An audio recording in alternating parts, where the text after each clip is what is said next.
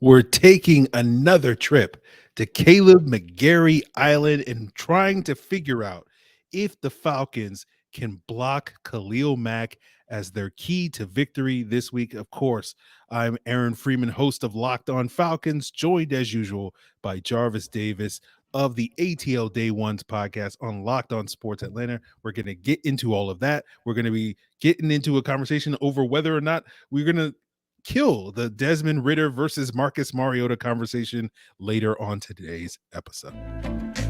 You are Locked On Falcons, your daily Atlanta Falcons podcast. Part of the Locked On Podcast Network, your team every day.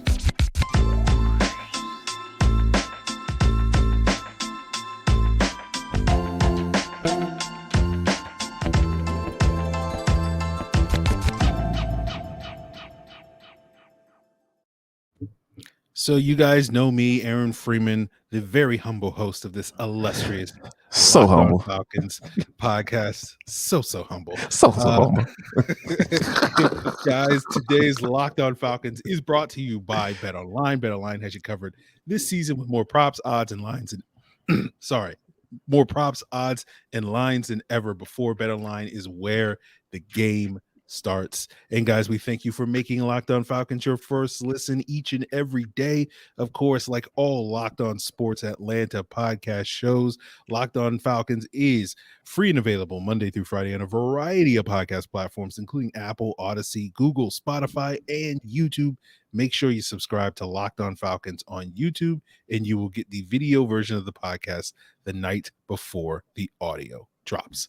So as usual, each and every Friday, I am joined by Jarvis Davis of the ATL Day Ones podcast, one of three shows on the Locked On Sports Atlanta podcast feed, which of course is free and available on all the same podcast platforms that you're checking out Locked On Falcons on. And Jarvis comes on and give us his key to victory. And I know Jarvis, we're taking a trip to Kaleb McGary Island, which we haven't visited that often this year because it's been surprisingly okay. Like the renovations that they've put on that island have been decent this year.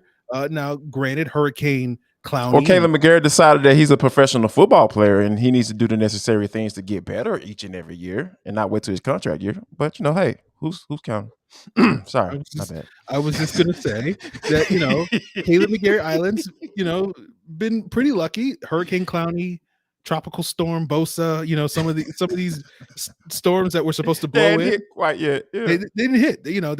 They turned north, they turned south, whatever, avoided the island. But I think Tropical Depression Mack, Hurricane Category 4 Hurricane Khalil Mack might be coming this weekend. So Jarvis, what are your thoughts on that particular matchup? By the way, he dodged the Category 5 in Myles Garrett as well. So yeah, there you go. So yeah, he did do that. Now, but I think but seriously though, I think one of the things that I can appreciate from Kaleb McGary that he did, do the necessary things to, work on his body, and you saw the differences in how he looked between coming into this year in comparison to the previous years that he's been an Atlanta Falcon. He was taken in the first round of the NFL draft, and they traded up for him to get him, and so I think those are some of the things that you can appreciate this year. And I think that a lot of the time, and I think most of it though has to do with what Arthur Smith wants to do from an offensive standpoint. And I think that he is the perfect fit for that, right? He doesn't want to throw the football that much, Arthur Smith that is, but Kaleb McGary, when they do throw the football, he's at least able to hold up or stay solid in his pass pro. But going up against a guy like Khalil Mack, a guy that I was literally screaming at the television before the Oakland Raiders pick, because the Falcons were right behind them at what is that, 6th that year? I believe they had the 6th overall pick, and Oakland was picking 5th, and I was just like, man, Khalil Mack is coming to Atlanta. Yes, this is gonna be great. And then Roger Goodell came on with his little wiener voice and announced that the Khalil Mack was going to the Oakland Raiders, and then hey, life was different, and here we are talking about going up against him. But I think Kaleb though he's gonna have some weight to carry this week, because I believe that they're gonna move Khalil Mack around.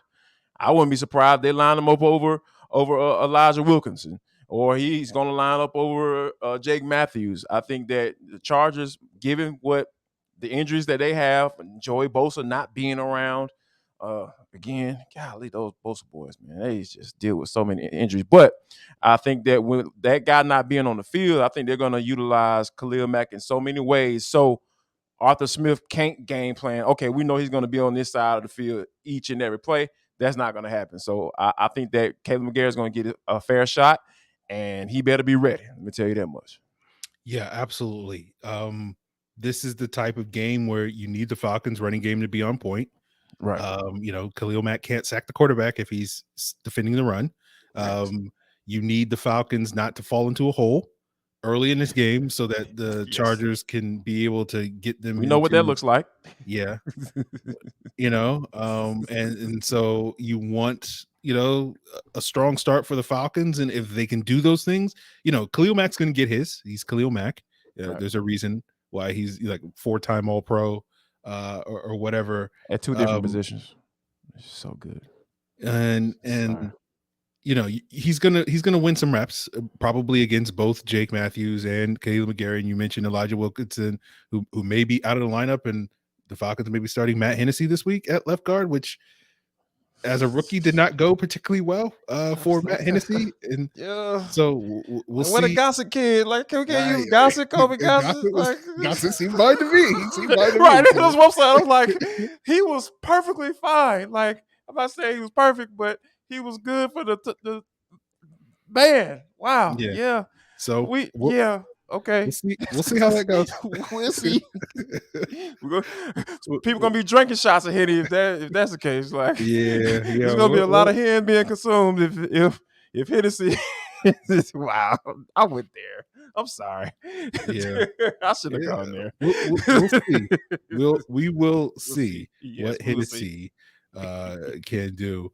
So it will be a challenge for the Falcons, but if they can play their style of football, it shouldn't be too much of a challenge where Khalil Mack is just, taking over this game. And all of a sudden we're like, oh, I thought McGary Island was doing fine. And then a hurricane came and just completely wrecked it. So we'll see if that happens as the key to victory. And we'll get into Marcus Mariota, right? Things are going in the right direction for Mariota and his Falcon football team. And, every week we seem to, he has a good game and we're like, okay, well, Mariota's doing fine. And then kind of follows it up with a rough game. And then we're like, is it time to move on from the quarterback? And so my question to Jarvis that we'll get into as we continue today's episode is, will we be having that conversation after this upcoming Sunday against the Chargers? Will that conversation be killed and no longer having conversations about Desmond Ridder possibly playing?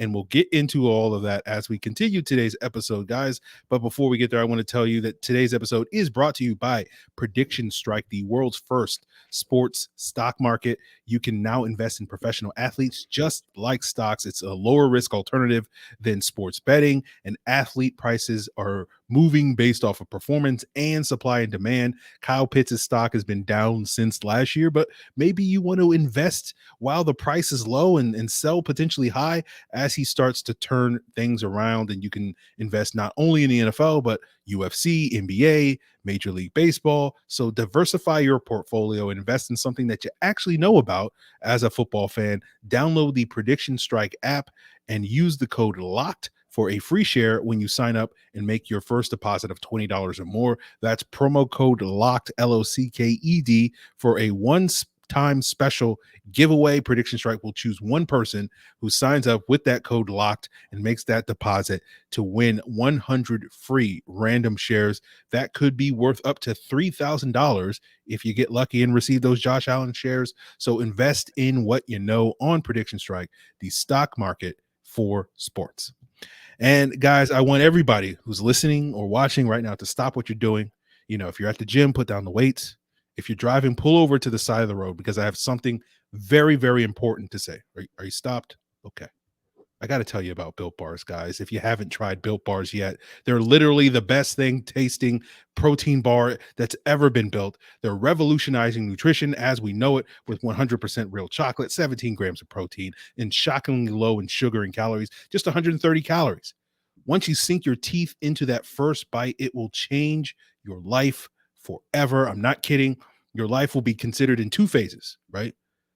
The first one being before you tried Built Bars, the second one being after you tried Built Bars. They have a bunch of flavors that you can try to start this new phase of your life. You got new specialty flavors like Snickerdoodle Chunk, granola, toffee almond, or you can go to the tried and trues like cookies and cream, cherry barcia, coconut almond, peanut butter brownie, and so much more. And if you're not sure which flavors you should try so that you can change your life, just go order a Milks box and try them all. You don't have any excuse anymore not to try Built Bars, because if you go to built.com and use the code LOCKEDON15, you're going to get 15% off your order. Guys, I'm changing your life as we speak forever, and you won't even have to pay full price for it by using that code LOCKEDON15 for 15% off at built.com.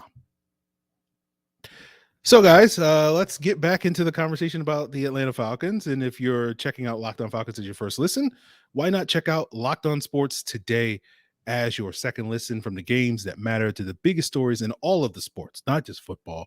Locked On Sports Today has you with the local coverage from the local experts here that only Locked On can provide. So subscribe to Locked On Sports Today, available on YouTube or wherever you get your podcasts. So, Jarvis, as I teed up earlier, let's have the conversation about Marcus Mariota for the umpteenth time this season. Every single week, we seem to be having a conversation about whether or not Marcus Mariota is the guy, or whether or not the Falcons should make the switch. And the last couple of weeks, we've seen some very good games from Marcus Mariota that has led to that conversation kind of dying down and be like, okay, I think this is Mariota's team for the remainder of the season. And then he kind of follows it up with a little bit of a stinker. And then we're like, okay, well, are we going to still be having this conversation? So my question to you is, will this conversation finally be killed after this weekend, especially if the Falcons beat the Chargers, get above 500 for the first time in 5 years, and start to really get some momentum to potentially making the playoffs for the first time in 5 years? To be honest with you, he has to play clean. That's the only way he's going to dead this conversation. If he continues to play clean, if Arthur Smith continues to want to be a run-first offense, play action, get the ball out of his hands quickly, and I think that he can – I wouldn't even say he can dead the conversation. He could probably bear it a little bit and kind of put it off into the backyard for a little bit, and kind of maybe we can revisit it a little bit later. So sometimes like dogs go bury stuff and they go put it away for a little while and then they go back and revisit it. Yeah, that's what this would be. I don't think it's going to be dead and 6 feet under. No, that's never going to happen, because I promise you, I see Ritter trending every Monday in Atlanta. Every Monday, Ritter is actually trending, and I rack my brain sometimes after, especially when he plays decent. I understand. You're like, come on now. If he has a bad game, I get it, but I think the only way he's going to at least put this conversation to the side is don't turn the football over and do what you do. And if he's able to do that, I think that he'll be fine and he'll be able to put this thing away, because what I saw last week there was I was encouraged by. I think what Kyle Pitts had his season high in targets. He had 9 targets. He was able to get a few catches and make a few runs after the catch. He's actually able to get in the end zone on U.S. soil. That thing seems to be a thing now. There may be a trend, maybe, possibly. So I think that now with Mariota being a little more comfortable getting the ball and get it to him and let him go do the work, I think that he can add to the being clean by getting the ball to the unicorn. If you get the ball to the unicorn, I think everybody be happy. I think that's probably a fair statement. And notably, earlier this week, I was going to talk about this earlier the week, but then the trade deadline stuff sort of pushed it back. But like with Mariota, like one of the things I've said a lot on the pod the last couple of weeks is I don't think most people's opinion of Mariota's performance is drastically different, right? Like I would guess that the majority of people, I know there are exceptions to this, but the majority of people, if you were to put a letter grade on Mariota's play so far this year, it would probably be somewhere in the C range. Like I probably would go like average, a C minus, but some people might see a C, some people might see like a C plus or something. And so like that's what I mean when I say like we have slightly different opinions on the quarterback, and it's not worth all the energy. But how you interpret that C or C plus or whatever, I think is different from person to person. And you know, there's a lot of factors that go into it. And I know, speaking to the Mariota stands out there that I've spoken to quite a bit on this podcast. They do exist, people. Yes. Yeah. Yes. And I know from their perspective, they look at it and say, okay, whether you think he's a C or C minus, the fact of the matter is that the Falcons, for the first time in a long time, as I mentioned, you know, have the potential to be above 500, to be a playoff team for the first time in 5 years. And, you know, a lot of that is owed to Marcus Mariota. But my counter to that, and I get that, and I think those people look at it and say like, oh, you know, Falcon fans need to be more appreciative of what Mariota is bringing to this team, a competitive football team that's winning games for the first time in many years, something that Matt Ryan wasn't able to really do those last 4 years that he was here in Atlanta. But my counter to that is, oftentimes it feels like and seems like that the Falcons' success is in spite of Marcus Mariota, not because of Marcus Mariota. Yeah. And for that reason, we all know that in this league, if you're going to be a sustainably successful team, you know, over the long term, not just for 1 year, and you're going to continue that, you need a quarterback that you win because of, not in spite of, right? And I think because we've seen an overall body of work from Mariota this season and throughout his career that suggests he's probably not going to be the quarterback that you win because of. And, you know, part of your kind of look at Desmond Ridder and say, could he be that guy? And the odds aren't great that Desmond Ridder is going to be that guy. You know, you look at the hit rate of quarterbacks taken where he's taken, it's about 20%. You know, even if you thought Desmond Ridder was just as good as, say, a Trevor Lawrence, the hit rate on the number one overall quarterback as some generational talent, it's still only about like 45%. And those odds aren't great in Desmond Ridder's favor. So there's no doubt that people have the right to be very skeptical about whether or not he's that guy. But it does feel like, let's say it's 20% chance that Desmond Ridder is that guy that can be the quarterback that you win because of. That feels like it's like 19% higher than the chance it feels like with Marcus Mariota. And I think that 19% is what causes a lot of people, myself included, that when Mariota doesn't play well, it's like, okay, well, 19% isn't a high percentage, but that's a high enough percentage that I'm intrigued by that potential, that maybe we could have that quarterback. And so every time Mariota struggles, it leads to people, not necessarily myself, calling for Desmond Ridder to get that opportunity. And we'll sort of see if the Falcons can take care of business on Sunday and sort of put that conversation to bed. But I do want to let the Mariota stands out there that feels some type of way about how all the criticism that Mario is. That's the root of it. It's just like, okay, like we kind of know that what Mariota is, and he's probably not going to be the guy that we want to build a team around. Maybe Ridder is that guy, maybe he's not. But since we kind of know that that's not Mariota, you know, people are looking ahead to find the guy that could be that guy, and maybe that's Ridder. Let me say this though, man. Like to the Mariota stands, like, because I've run into him a couple of times via YouTube comments, and I'm sitting there like, so to those people, what has he done for this organization in order for him to gain that type of leeway or blockage from criticism? What has he done? I mean, really, let's just talk about it, because at the end of the day, like, do you know how many people I've had to defend Matt Ryan? Like, I've never been the biggest Matt Ryan fan, but I've always respected his game and what he brought to the table and what he did for this organization. But if you start to try to get that same type of stuff that I gave Matt Ryan, I gave him leeway, especially these past couple of years, because with dealing with that offensive line, which was crap, outside of like one or two guys, and being put on his back 40 plus times for the 4 straight years. Like, yeah, I gave Matt Ryan that leeway. I'm not giving Marcus Mariota that same leeway. Like, you have to earn that. And given off of what the 8 games in, and what I've seen, Marcus Mariota is an average quarterback. And that's okay, because he's still in the NFL and he's starting. And he's getting an opportunity to start again. So maybe he can potentially earn another job, or just stay around in the NFL for the next 3 or 4 years and be a solid backup. And that's nothing wrong with that as well.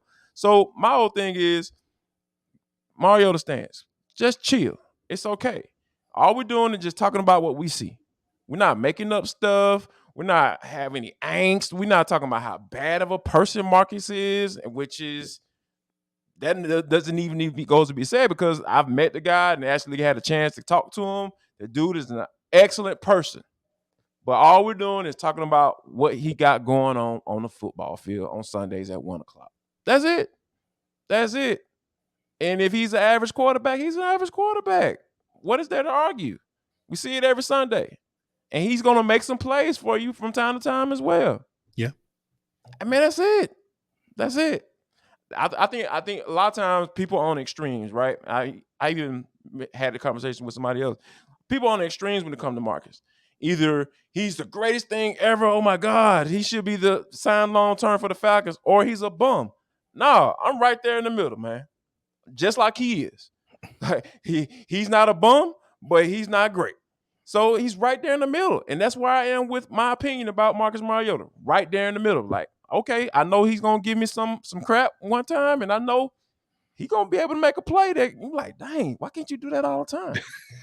You know what I'm saying? So that's what it is. It is what it is when it comes to Marcus. So, yeah, like I said, it can be a week-to-week thing if he continues to turn the ball over. We're talking about Desmond Ridder, or he can dead it himself. He can shut everybody up right now. Just play clean for the rest of the year. And let's see what happens at the end of the season. There you go.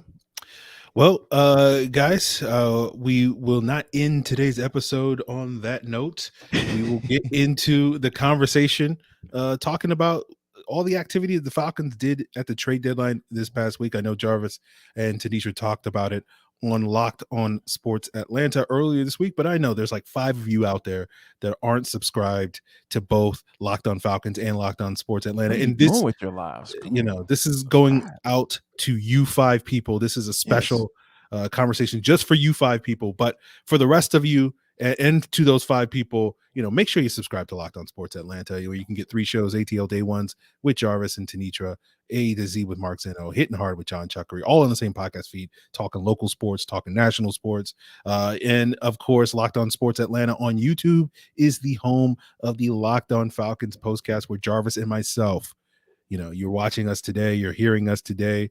You're going to hear us again and watch us again on Sunday, because we'll be live after the game, seconds after that final whistle, to break down Marcus Mariota, Matt Hennessy, Kaleb McGary, all the things that we've been talking about today, to see how the Falcons fared, give you those immediate reactions, all on the Locked On Sports Atlanta YouTube channel. So make sure you subscribe, hit that bell, give them a like, all that and more as we continue to wrap up today's episode. But before we get into all of that, let's talk a little bit about how it's easier for you guys to find the right people that you want to talk to faster and for free with LinkedIn Jobs. You can create a free job post in minutes on LinkedIn Jobs and reach the world's largest professional network of over 800 million people. LinkedIn Jobs helps you spread the word that you're hiring and gives you simple tools like screening questions so that you can focus on the candidates with the right experience, the right skills, so you can quickly prioritize who you want to hire, who you want to interview. It's why small businesses rate LinkedIn Jobs #1 in delivering quality hires versus leading competitors. LinkedIn Jobs is going to help you find the candidates you want to talk to faster. And did you know that every week over 40 million people visit LinkedIn to find a new job? So post your job for free to find one of those 40 million people at linkedin.com/lockedonnfl. That's linkedin.com/lockedonnfl to post your job for free. Terms and conditions apply. And guys, as we wrap up today's episode, I want to let you know that Locked On Falcons, like all the Locked On Sports Atlanta shows, is now available on Roku and Amazon Fire TV. Just download the Locked On Sports Atlanta app. You're going to get the same great local coverage 24/7 for free on Roku and Amazon Fire TV. So Jarvis, as mentioned earlier, I know you guys talked about this on ATL Day Ones with Tanitra about the trade deadline stuff and why these moves were good. But we talked last week about our expectation that the Falcons would be pretty quiet at the trade deadline, and they wound up being pretty active, getting a couple of deals in just before the buzzer hit, trading Calvin Ridley, acquiring Rashad Fenton, and dealing Dean Marlowe to Buffalo. So just for, again, the 5 people that didn't check out Locked On Sports Atlanta yesterday, let them know sort of what your thoughts were on the Falcons making some of these moves this week. And do you feel like particularly the Fenton acquisition is going to have potential ramifications for the remainder of the season? To be honest with you, I thought they were smart. Tanitra and I talked about it before the trade deadline. I was like, man, don't go out here and start going for guys like Bradley Chubb and guys who are in contract years, guys you're going to have to negotiate a deal before you even get in the conversation of being one of the viable candidates to get him. And you saw the numbers that came out with 119 million of Falcons. Oh, they're going to have all this salary cap. No, you need to stay away from those guys. You need to go out and get some cheap labor. Yeah, I said that. Cheap labor, 1-year deals, and go draft some guys and get some guys that you can have for 4 to 5 years before you have to pay them an exorbitant amount of money. So I think that Terry Fontenot did the exact right thing. I think AJ Terrell may miss a little bit more time.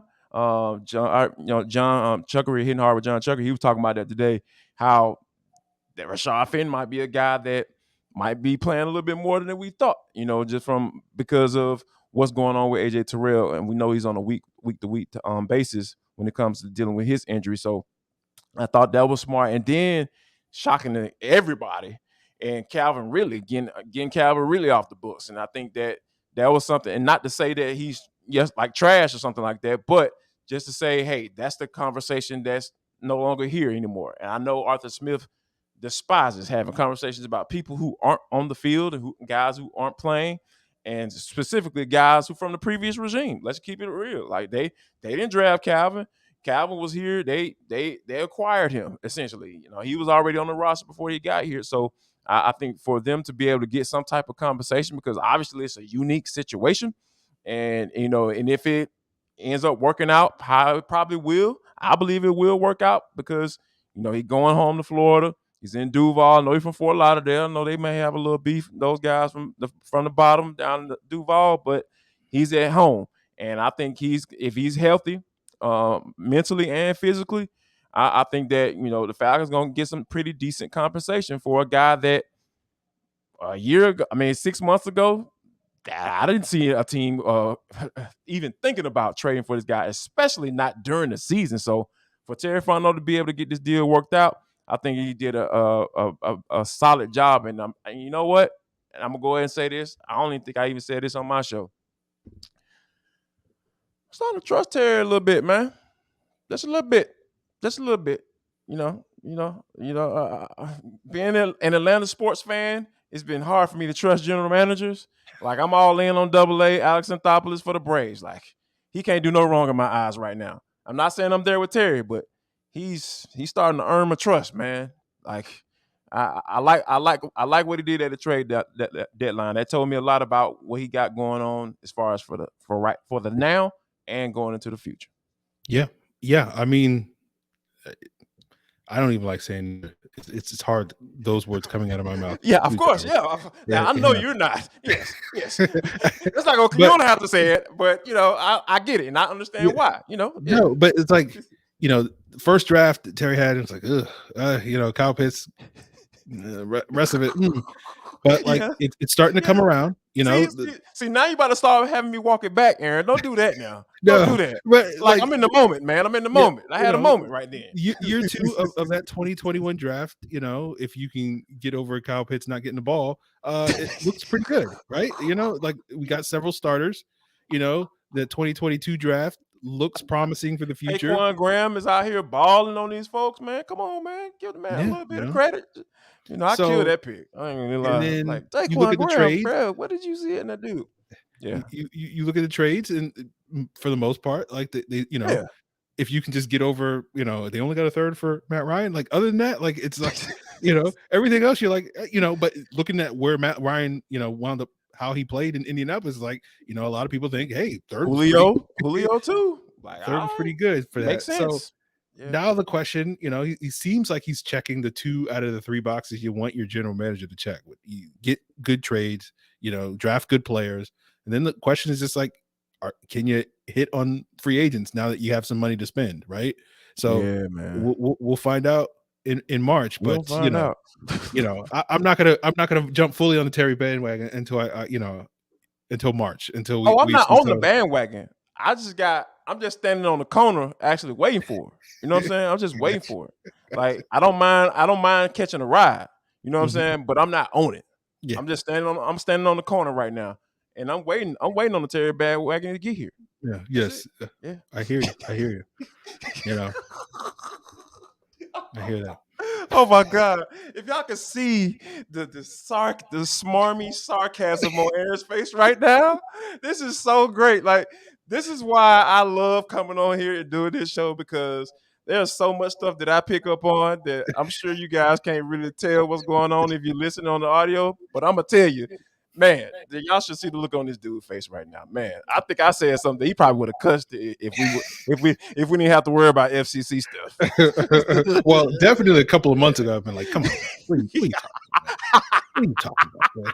But like, yeah, it's like things are trending in the right direction, man. They're trending in the right direction. It's like, hey, is this going to be a pro Terry Fontenot podcast 6 months from now? That's crazy. Bruh, I would have never thought. Yeah. Who would have thought that? Yeah. Goodness, man. Because Taquan Graham and Audio Gandeji and Lord knows I still like what I see from Panay Sewell and Michael Parsons, but yeah, there we go. Okay, all right. See, you got me walking it back, man. Come on, man. Keep bringing up stuff. I'm trying to be in the moment, man. I'm trying to be in the moment, Aaron. I needed you to walk it back a little bit there, Jarvis. You can't.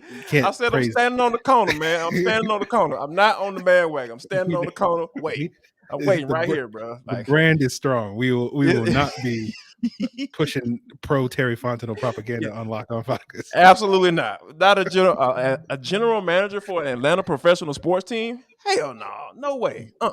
It can't go down like that. Sorry. All right, guys. I'm waiting though. That's where we'll leave it, guys. Really appreciate Jarvis for joining me on today's episode. We'll of course be back on Sunday on Locked On Sports Atlanta. Make sure you subscribe on the YouTube, hit that bell so that you know when we go live, to give you all the lowdown on this Falcons Chargers game. And until then, check out Locked On Sports Today. Check out the other Locked On Sports Atlanta shows like Locked On Hawks, Locked On Braves, Locked On Bulldogs, in addition to A to Z with Mark Zitto, Hitting Hard with John Chuckery, and ATL Day Ones with Jarvis Davis and Tanitra Batiste as your second listens, guys.